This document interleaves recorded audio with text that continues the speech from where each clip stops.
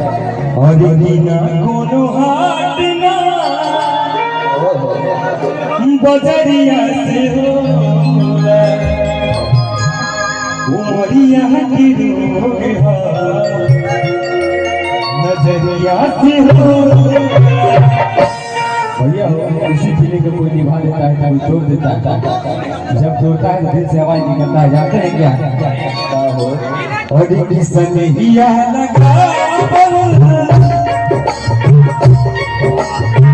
सनहिया लगा सनहिया लगा बहुत बात नजरिया